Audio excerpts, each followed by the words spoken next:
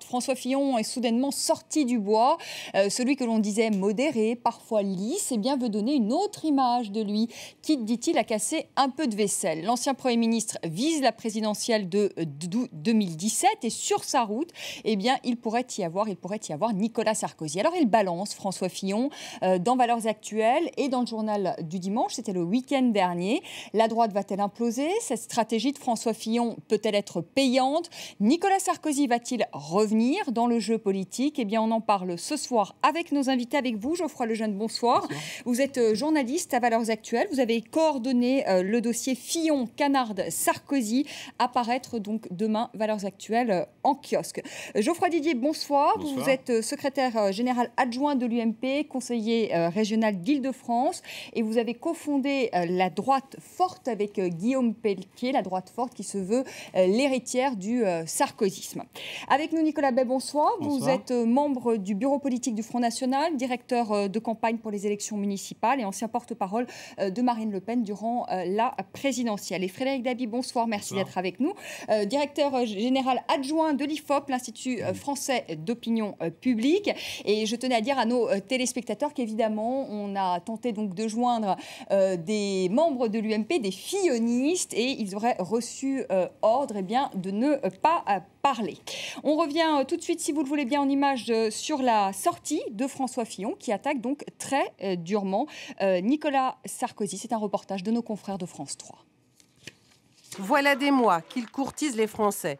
Mais aujourd'hui, fini les baise-mains. François Fillon rompt avec son image polissée et se prépare à casser un peu de vaisselle dans son combat présidentiel avec Nicolas Sarkozy, comme il le dit au JDD. Je ne peux pas ne pas être en conflit avec Nicolas. Compte tenu de son état d'esprit, on est de facto en compétition. Au début de l'été, François Fillon se déclarait candidat à la primaire, quoi qu'il arrive. Sa nouvelle offensive inquiète à l'UMP. La compétition, ça peut être serein. Le mot conflit est un peu plus fort, il a franchi un cran. Je pense que là, il faut faire un peu attention parce que si nos adhérents souhaitent l'unité d'abord, contre la gauche, contre le gouvernement, pour les municipales, ce qu'ils détestent avant tout, c'est la guerre des chefs. On n'est pas président sans se préparer. Donc je comprends que François Fillon veuille se préparer. Mais ce que je regrette, c'est que cette préparation personnelle prend l'allure d'un message politique. Et François Fillon se met en situation là de participer à de la division. La division, elle a déjà eu lieu, quand l'ancien Premier ministre a secoué sa famille politique en se disant prêt à voter pour le candidat le moins sectaire en cas de duel FNPS. Une maladresse qu'il reconnaît et qui lui a coûté cher en termes d'image. Depuis quelques semaines, à nouveau, on entend une musique. Est-ce qu'il doute? Est-ce qu'il sera capable de faire bouger les lignes, de franchir des barrières? Oui, la preuve, il le fait sans état d'âme. Après avoir accepté de jouer le collaborateur de Nicolas Sarkozy pendant tout le quinquennat, François Fillon s'émancipe. Reste à savoir comment sa nouvelle posture sera reçue par l'opinion.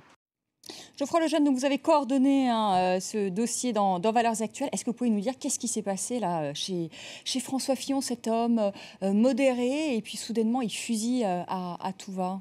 Pour être tout à fait honnête, il n'a pas fait vraiment exprès de fusiller à tout va. Ce qui s'est passé, c'est que François Fillon nous avait demandé depuis très longtemps de consacrer notre couverture à lui, sa personne, son projet, etc. de présidentiel. Nous, on l'avait refusé à plusieurs reprises parce qu'on ne voyait pas encore l'intérêt. Et puis, il s'est passé, voilà ce qui s'est passé ces derniers jours, c'est qu'il a promis ce qu'on appelle une exclusivité. Nous, on était contents, on faisait notre une là-dessus. Il l'a un peu grillé dans le journal du dimanche, vous l'avez rappelé.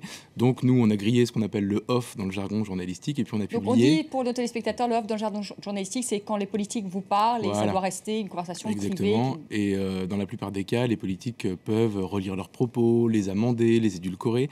Et comme on a été, disons, un peu piqué au vif, pour rester poli, on a décidé de les publier tels quels, ce qui donne Fillon, Canard, Sarkozy. Mais vous avez été surpris par ces propos, quand même? Non, parce que tout le monde le sait, ceux qui le fréquentent le savent. François Fillon dit ça depuis qu'il a quitté Matignon. Voilà, moi j'ai commencé à le suivre. La première fois que je l'ai suivi sur le terrain, c'était en juillet, après qu'il ait quitté Matignon. Il parlait déjà comme ça.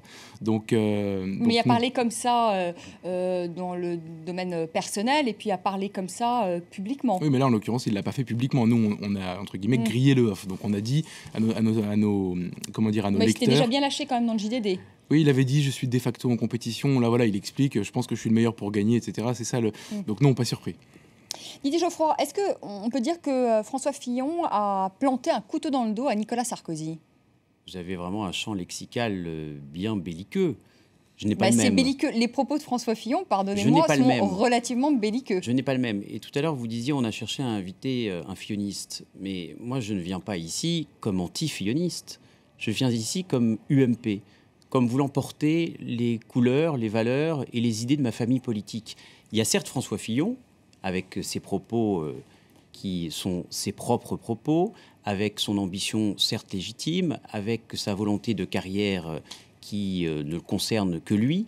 Mais au-delà de la simple personnalité de François Fillon que je respecte, il y a tous ceux qui partagent nos idées, nos valeurs et qui n'aspirent qu'à une seule chose, c'est l'unité.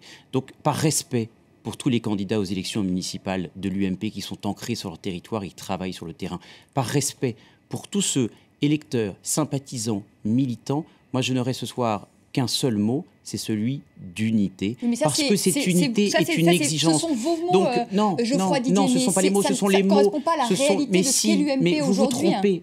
Pardon. Mais moi, je fais 2 à 3 meetings par semaine. Venez avec moi et vous verrez que la seule chose qu'attendent nos électeurs, c'est l'unité, c'est le rassemblement, c'est la capacité de l'UMP à assumer son statut de premier parti politique de France. Et ce sont les idées nouvelles, offensive, mais républicaine, que nous devons présenter aux Français. Donc il y a les commentaires, les confidences politiciennes d'un responsable public, aussi respectable soit-il, qui est François Fillon, et puis il y a l'immense majorité des cadres, des sympathisants, des électeurs, des élus et des militants qui n'aspirent qu'à une chose, c'est reconstruire une droite nouvelle. Ça, je vous crois que les militants, donc, vous voyez, c'est ce qu'ils veulent, venez que les avec électeurs moi veulent. demain soir à Cannes, venez avec moi après-demain à Saint-Quay-Portrieux, venez avec moi après-demain à Brest, et vous verrez ce qu'attendent les nôtres. Ce n'est sûrement pas ce qu'a dit François Fillon, que je respecte par ailleurs, mais je ne suis pas là vraiment pour commenter les confidences politiciennes des uns et des autres, mais pour faire valoir nos idées, parce que des idées, nous en avons. Vous n'en parlez jamais des idées. Je ne parle pas de France 24 particulièrement, mais les médias, hier j'ai fait une convention de la droite forte sur le travail, il n'y avait pas un seul journaliste. Le seul journaliste qui est venu, c'était pour essayer de savoir ce que nous pensions éventuellement de François Fillon. Ça n'intéresse personne, les idées. Eh bien, je vais vous dire, je le regrette, parce que nous, nos idées, nous allons nous adresser aux Français directement pour les faire valoir sur le terrain. Et je suis sûre que les Français attendent vos idées, mais les Français voient aussi qu'il y a quand même une zizanie, pardonnez-moi, à l'UMP. On l'a vu au moment de l'élection de la présidence de l'UMP entre Jean-François Copé et François Fillon. Mais il y a une compétition démocratique, c'est tombé sur la tranche, pas de chance pour nous. Pas de chance. Oui, pas de chance pour nous. Il n'empêche que c'est la compétition démocratique, et aujourd'hui on a Jean-François Copé qui est élu président de la République. Lapsus révélateur, d'ailleurs, vu son ambition, qui est élu président de ma famille politique et qui l'anime à merveille. Voilà ce que je voulais vous dire. C'est un beau lapsus. Nicolas Bay, ça fait vos affaires au Front National quand vous voyez cet épisode, c'est une nouvelle étape de guerre des chefs à l'UMP. On a eu pendant 1 an la guerre entre Copé et Fillon. Maintenant, on a la nouvelle phase, c'était la guerre entre Fillon et Sarkozy. Je crois qu'on assiste à une UMP qui est totalement nombriliste, qui ne parle que d'elle-même, qui est engluée dans ses débats internes, dans ses conflits d'ego, très éloignés des préoccupations de nos compatriotes. Ils n'ont rien à proposer, ils n'ont pas d'idées, ils n'ont pas de projet nouveau, et pour cause, le Parti socialiste qui est au pouvoir mène rigoureusement la même politique que celle qui a été menée par Sarkozy et Fillon, qui étaient ensemble, il faut quand même le rappeler, pendant 5 ans pour diriger la France. Eh bien, aujourd'hui, je crois qu'on assiste progressivement finalement à une recomposition politique. Beaucoup de Français, déçus par la droite pendant le quinquennat Sarkozy, déçus par la gauche depuis 2 ans, se tournent vers le Front National qui représente une alternative politique sérieuse à ce système qui est totalement en faillite, qui est totalement déliquescent. Alors 2 questions justement pour Frédéric Dabi, pour tout d'abord rebondir sur ce que vient de dire Nicolas Bay. En effet, le Front National qui est aujourd'hui une alternative, et il y a eu ce sondage IFOP pour le Nouvel Observateur qui dit que le FN aujourd'hui sera à 24% aux élections européennes et en tête pour la première fois. Oui, il faut être prudent. Les Français ne sont pas entrés en campagne électorale pour les élections européennes. Sont-ils vraiment entrés dans la campagne pour les élections municipales? Mais c'est vrai que le slogan UMPS que répètent à plaisir et à loisir les principaux leaders du Front National, qui n'était qu'un slogan, devient une réalité pour beaucoup de Français qui nous lisent dans nos enquêtes qualitatives. On a vu Nicolas Sarkozy échouer pendant 5 ans. La droite n'a pas amélioré les conditions de vie des Français. On voit François Hollande qui ne fait pas mieux, voire qui fait pire pour les sympathisants de droite. Et donc, l'idée que la bipolarisation s'affaisse est réelle et vue dans ce sondage. Et il y avait eu un sondage IFOP Valeurs Actuelles qui donnait quasiment le même résultat, moins spectaculaire. C'était 21, 21, 21. Là, c'est 24 pour le Front National, 22 pour l'UMP et 19 pour le Parti Socialiste, le parti de gouvernement. Il y a cette vision d'une alternative du côté du Front National qui prend chez beaucoup de Français, dans les bastions traditionnels du Front National, c'est-à-dire les catégories populaires, mais dans une France du travail qui ne voit pas la situation s'améliorer. Sur ce qu'a dit Geoffroy Didier sur l'UMP, il y a une chose de vrai. Les sympathisants UMP n'aiment pas la vaisselle cassée, n'aiment pas les bris de vaisselle, veulent à tout prix l'unité. Mais surtout, ils veulent que les leaders de l'UMP soient unis et, je dirais, cognent le gouvernement. Et avec cette énième guerre des chefs, parce que c'est une sorte de réactivation de la guerre qu'on a eue au mois de novembre, Copé, là où vous n'êtes pas d'accord. Là, je ne suis pas d'accord, puisqu'on retrouve les ferments d'une guerre encore plus ancienne.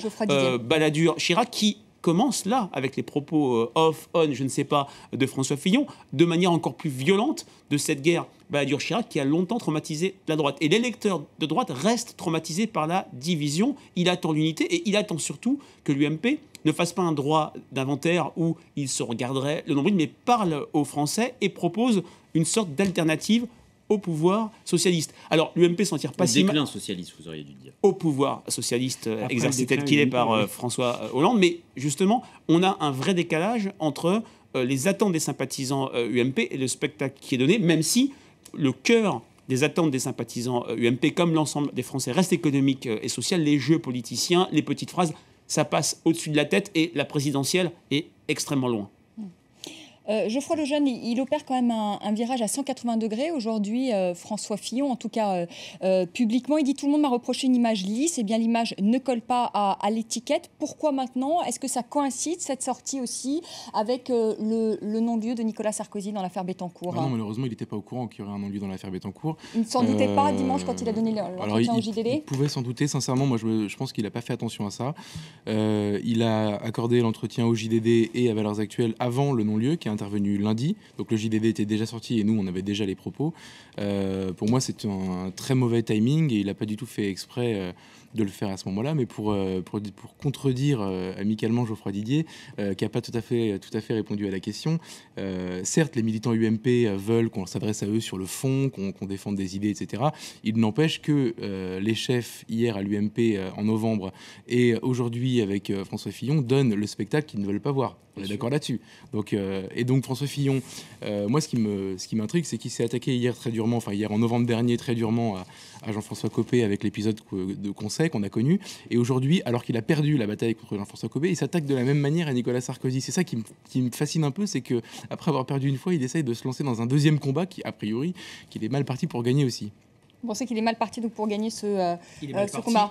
Il est mal parti auprès des sympathisants UMP parce qu'il y a deux regards sur Nicolas Sarkozy. Auprès de l'ensemble des Français, il n'y a pas de sarko-nostalgie. Il y a toujours un jugement sévère vis-à-vis de l'homme et de son action. Un sondage IFOP Atlantico il y a quelques semaines montrait qu'une majorité nette de Français trouvaient que le bilan de Nicolas Sarkozy était globalement négatif. En revanche, auprès des sympathisants UMP, sur tous les indicateurs, popularité, crédibilité, potentiel électoral, vision rétrospective du bilan, on n'a que des louanges sur Nicolas Sarkozy. Là est peut-être le risque pour François Fillon dans ses propos récents. Là où François Fillon écrasait Nicolas Sarkozy il y a encore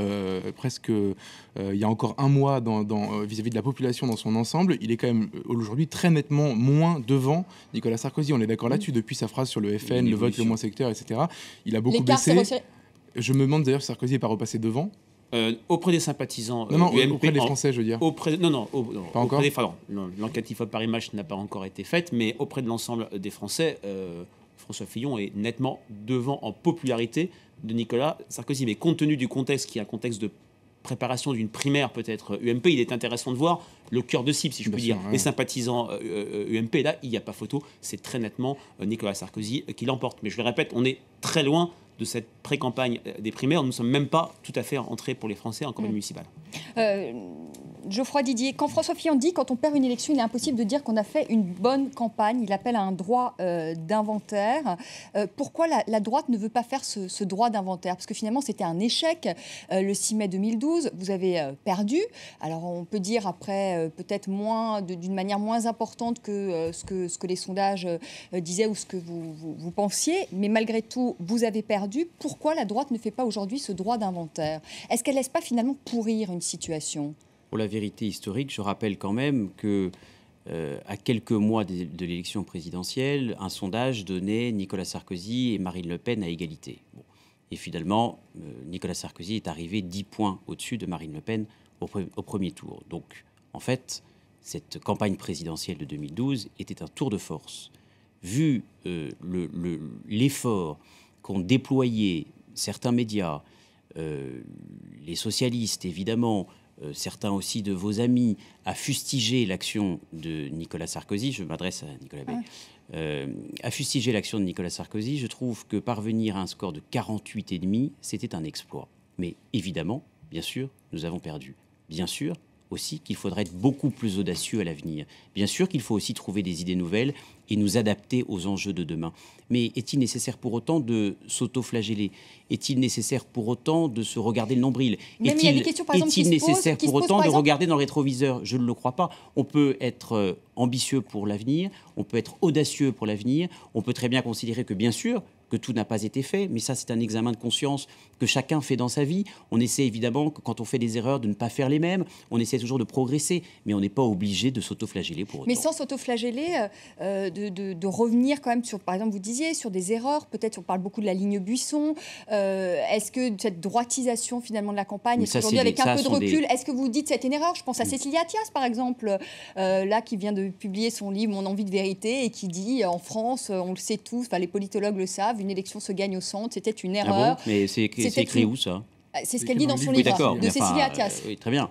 Mais ça, c'est son droit de penser ça.